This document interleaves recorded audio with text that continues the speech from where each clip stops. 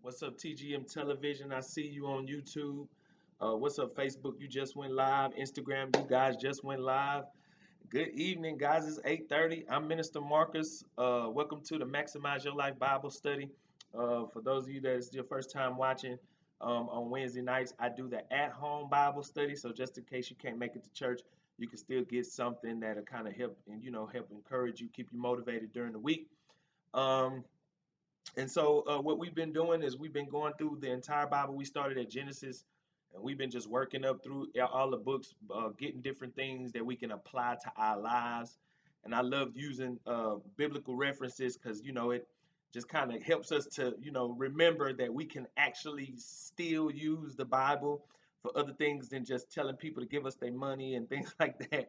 It can actually bless your life. All right. And so tonight, um, what I'm going to do is I'm going to, good evening. I see you on Facebook.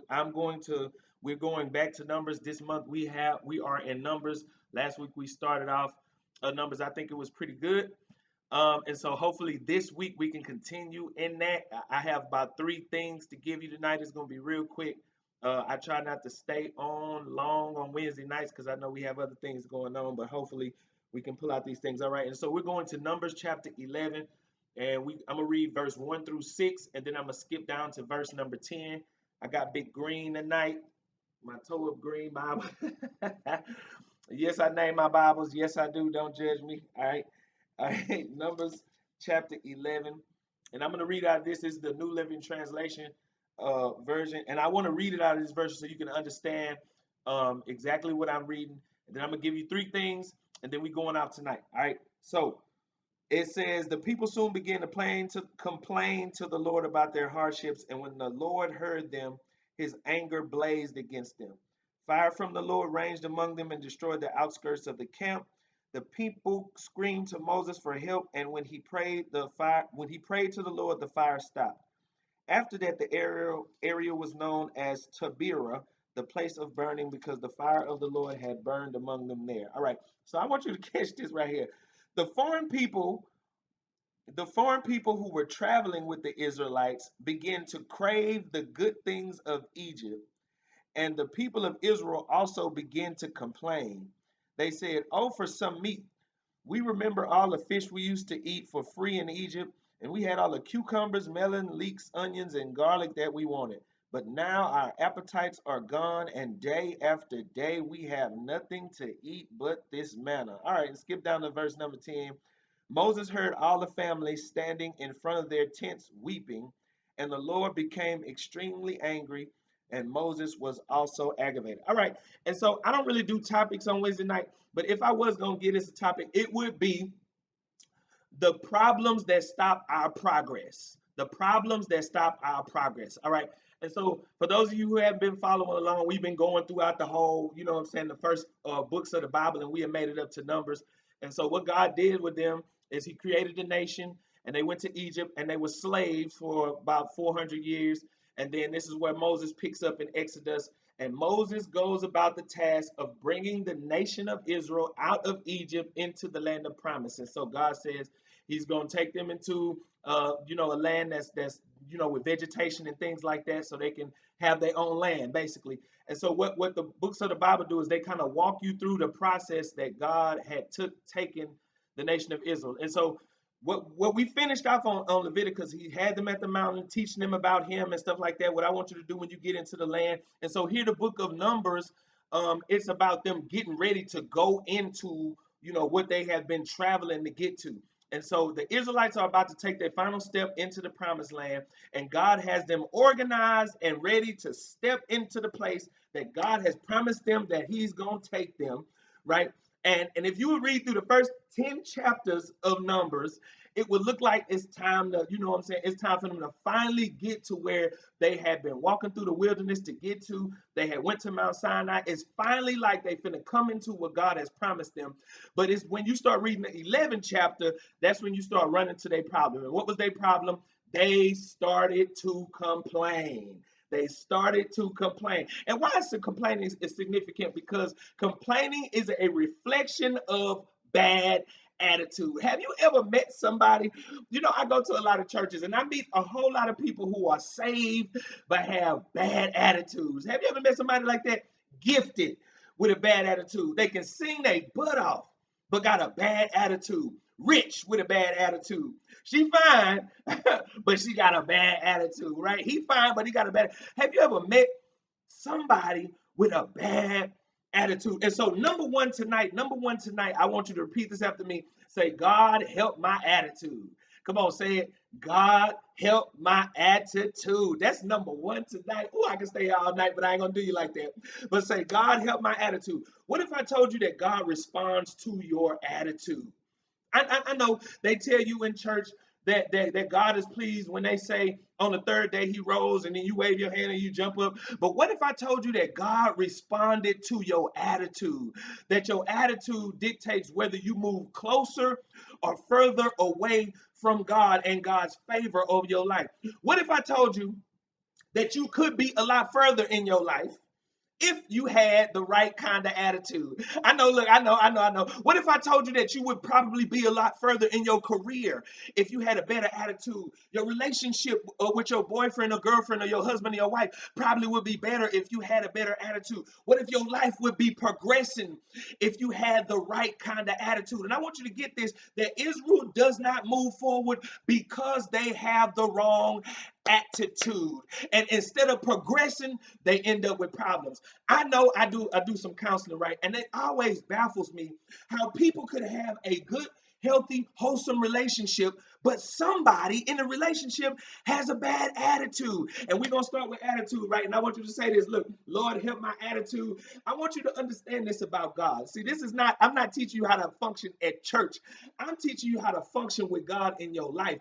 It's not always your actions, but it's your attitude. Come on, it's not always your actions, but a lot of times it's your attitude that determines whether your life moves forward, that determines whether your life stays in the same place, or that determines whether your life is starting to go backwards. And I like this particular place because instead of Israel going forward to where they had been working to get here, they finally get here, they right here on the edge, and they start complaining. It's a reflection that their attitude was bad. And I want you to consider this, that maybe it's not your actions that's keeping you on the other side of God's favor, but maybe it's your attitude.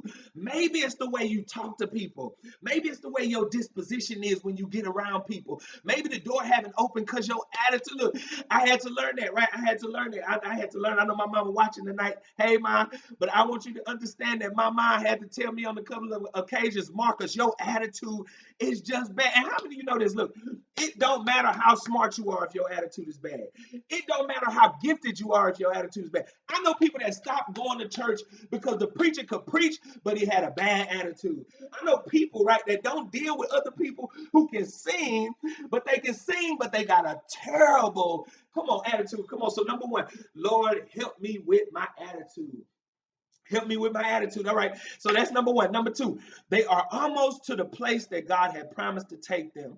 And in response to their difficulty, what they do, they started to complain. They started to complain. And I think that's significant because sometimes you could be right on the edge of your better, but you don't realize it because you're so busy complaining. You can be right at the edge of better, but you don't realize it because you're so busy complaining. You could be right at the edge of a better marriage, but you don't realize it because you could be right at the edge of better, but you don't realize it because you've been busy complaining. And I want you, here's number two. You got to change how you respond to different things. Come on, say, I got to stop complaining. Change how you respond to adversity. Stop complaining. Change how you respond to challenges. Stop complaining. That's number two. Come on, say, I got to stop complaining. I got to stop complaining. Get this, no matter who you are, no matter where you come from, no matter how saved you are, how spiritual you are going to go through times in your life that are uncomfortable. You are going to go through times in your life that are frustrating. But I want you to hear me when I say this. You're going to have problems, but complaining will not make them go away. I want you to get that. You're going to have frustrations. Complaining will not make the frustration go away. Complaining will not make the frustration go away. Come on, say it. Number two, stop complaining. Complaining does not fix the problem, but complaining puts the focus on the problem. And how many of you make your problems bigger because you complain? I want you to hear me now. Israel, this is what God has Israel. They right on the edge, but they started complaining. They was not going to be eating manna for the rest of their life, but they couldn't see beyond their present situation, so they complained about it. And how many of you know what? I think that's real significant because this is why people complain, because they can only see where they are, but they can't see where they're going. And you'll complain when you can't see out of your situation.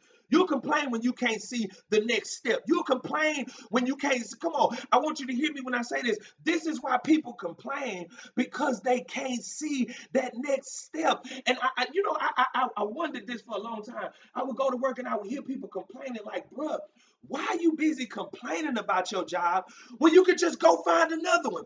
And the reason is because people complain who can't see out of their situation. I wonder, is that you? That I know you're watching tonight. You thought I was gonna tell you some grand thing, but we're talking about problems to your progression. Maybe what's stopping you from progressing in your life is because you're busy complaining about things that you can change. Complaining about things that you have the power to control and change.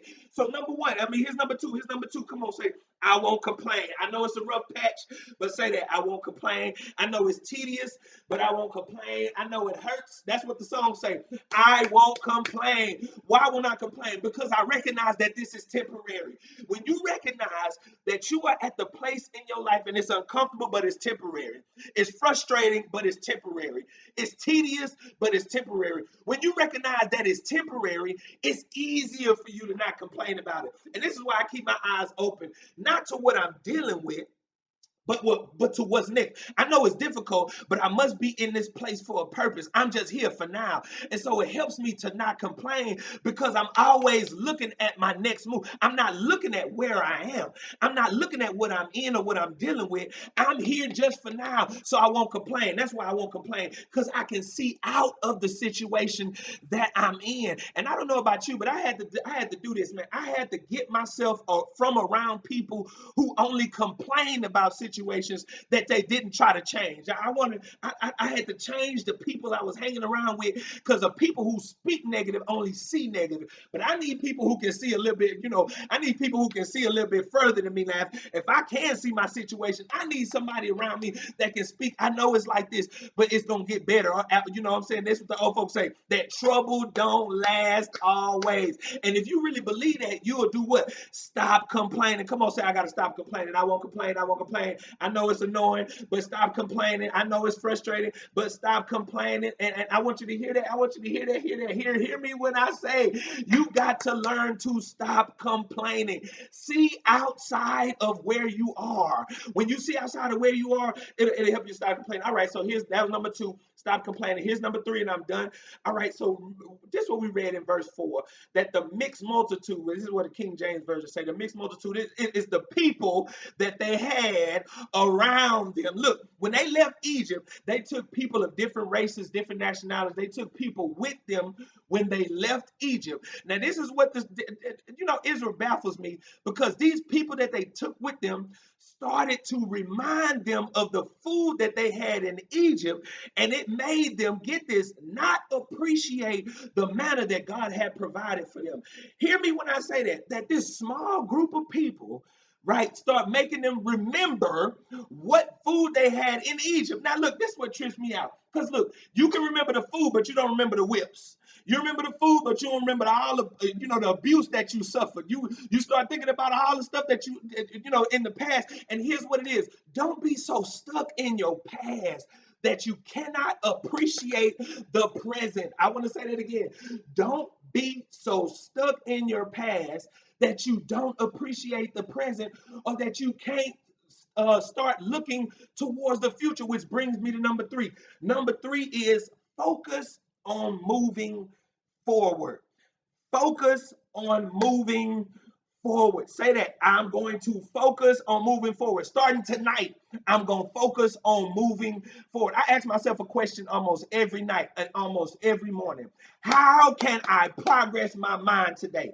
How can I progress my spirit today? Even if it's just a little bit. How can I progress my life today? How can I make progress today? Why? Because I'm not worried about what I didn't do or what I couldn't do yesterday. But today I'm focused on doing what? Moving forward. That means everybody who was with me yesterday but didn't travel with me today, I can't focus on what they doing, but I gotta focus on doing what?